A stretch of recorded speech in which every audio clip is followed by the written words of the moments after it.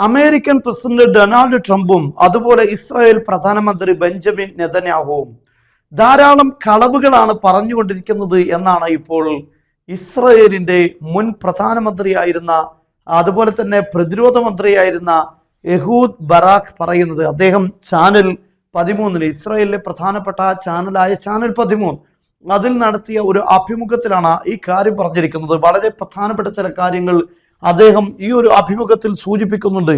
ഒരു യുദ്ധത്തിലേക്ക് കടന്നു പോകേണ്ടത് ആ യുദ്ധത്തിന്റെ ലക്ഷ്യങ്ങൾ എന്താണ് എന്ന് ആദ്യം മനസ്സിലാക്കണം. അത് സാക്ഷാത്കരിക്കാൻ കഴിയുമോ എന്ന് മനസ്സിലാക്കേണ്ടതുണ്ട്.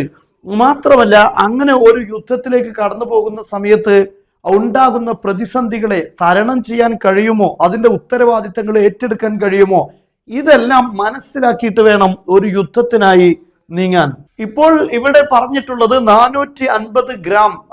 450 കിലോഗ്രാം വരുന്ന എൻറിച്ച്ഡ് ആയിട്ടുള്ള യുറേനിയം ഇറാനിൽ നിന്ന് പൊക്കിക്കൊണ്ടുവരും. ഇതൊക്കെയാണ് ലക്ഷ്യമായി പറഞ്ഞിട്ടുള്ളത്. ഇത് ബലമായി അല്ലെങ്കിൽ യുദ്ധത്തിലൂടെ അല്ലെങ്കിൽ അത് ഡിപ്ലോമാറ്റിക് രീതിയിൽ ഈ രണ്ടാം രീതിയിൽ ഞങ്ങൾ എത്തിക്കുമെന്നാണ്, ഇങ്ങോട്ട് കൊണ്ടുവരും എന്നൊക്കെയാണ് അത് ട്രംപും അതുപോലെ നെതന്യാഹുവും പറയുന്നത്. പക്ഷെ ഇത് ഒരിക്കലും നടക്കാത്ത കാര്യമാണ്, പച്ചക്കള്ളമാണ് അവർ പറയുന്നത്. ഹോർമുസ് കടലെടുക്ക് തുറക്കുക എന്നത് ഒരിക്കലും അമേരിക്കക്കോ ഇസ്രായേലിനോ സാധ്യമായൊരു കാര്യം അല്ല.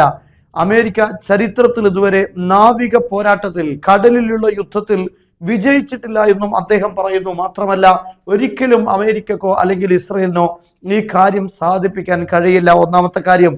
രണ്ടാമത്തേത് അദ്ദേഹം പറയുന്നത് ഈ എൻറിച്ച്ഡ് യുറേനിയം ഇറാനിൽ നിന്നും ബലമായി പിടിച്ചെടുക്കുക എന്നത് ഒരിക്കലും പോസിബിളായ കാര്യമല്ല, അതൊരിക്കലും തന്നെ സാധ്യമല്ല. കൂടുതൽ കളവ് പറയാതിരിക്കുന്നതാണ് നല്ലത് എന്നാണ് അദ്ദേഹം പറയുന്നത്. പിന്നെ അദ്ദേഹം ചോദിക്കുന്നത്, ലെബനാനിലെ ഹിസ്ബുള്ളയെ തകർത്തു, ഞങ്ങൾ ഇസ്രായേലിന്റെ സുരക്ഷ ഉറപ്പുവരുത്തി എന്നതെല്ലാം പച്ച കള്ളമായിരുന്നില്ലേ? ഒരിക്കലും ഹിസ്ബുള്ളയെയോ അല്ലെങ്കിൽ ഹമാസിനെയോ തീർക്കുക എന്നതോ ഇല്ലാതാക്കുകയോ ചെയ്യുക എന്നത് ഇസ്രായേലിന് സാധ്യമായ കാര്യമല്ല.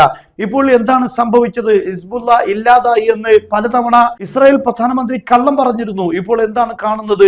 ഹിസ്ബുള്ള മുമ്പുള്ളതിലേറെ ശക്തമായ രൂപത്തിലാണ് ഇപ്പോൾ പ്രതികരിച്ചുകൊണ്ടിരിക്കുന്നത്. ഇത് കള്ളമാണ് എന്നതിൽ സംശയമില്ല. അത് ഹമാസ് ആണെങ്കിലും അതുപോലെ ഹിസ്ബുള്ള ആണെങ്കിലും ഇവരെ ഒന്നും തുരത്താൻ, പൂർണ്ണമായി ഇല്ലാതാക്കാൻ ഇസ്രായേലിന് കഴിയുകയില്ല എന്നാണ് ഇപ്പോൾ അദ്ദേഹം പറയുന്നത്.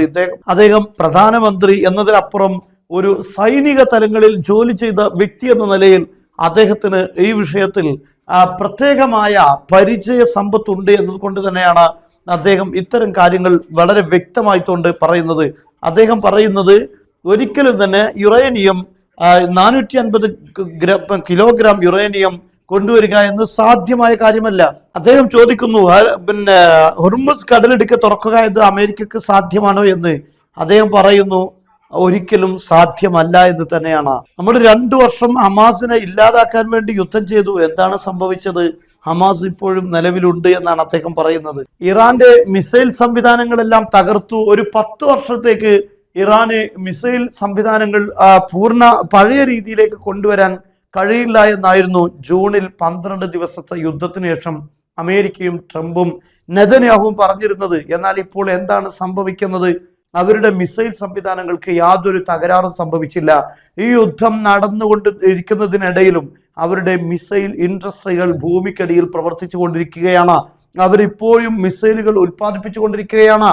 എന്നാൽ ഇതെല്ലാം പച്ചക്കള്ളമാണ്. വിജയം ഉണ്ട് എന്ന് വരുത്തി തീർക്കാൻ വേണ്ടി അമേരിക്കൻ പ്രസിഡന്റും അതുപോലെ തന്നെ ഇസ്രായേൽ പ്രധാനമന്ത്രിയും കള്ളങ്ങളുടെ മാലപ്പടക്കമാണ് പൊട്ടിച്ചുകൊണ്ടിരിക്കുന്നത് എന്ന് തന്നെയാണ് അദ്ദേഹം പറയുന്നത്. ലോകത്ത് എല്ലാവരും ഇപ്പോൾ പറഞ്ഞുകൊണ്ടിരിക്കുന്ന കാര്യം അതാണ്. യഥാർത്ഥത്തിൽ ഇസ്രായേലിന്റെ ഭാഗത്ത് നിന്ന് ഒരു യുദ്ധ നീക്കത്തെക്കുറിച്ച് റിപ്പോർട്ട് ചെയ്യുമ്പോൾ അതിപ്പോൾ വിശ്വസിക്കാൻ പോലും പറ്റാത്ത ഒരു സാഹചര്യത്തിലാണുള്ളത്. ഇറാന്റെ ആണവ റിയാക്ടറുകൾ തകർത്തു എന്ന് അവകാശപ്പെട്ടിരുന്നു, ഒന്നും സംഭവിച്ചിട്ടില്ല. അതുകൊണ്ട് തന്നെ നമ്മളെ സംബന്ധിച്ചിടത്തോളം ഇസ്രായേലോ അല്ലെങ്കിൽ അമേരിക്കൻ പ്രസിഡന്റോ ഇപ്പോൾ മുന്നോട്ട് വെക്കുന്ന യുദ്ധവുമായി ബന്ധപ്പെട്ട ഒരു വാർത്തക്കും നമുക്കത് സ്വീകാര്യത നൽകാൻ കഴിയില്ല.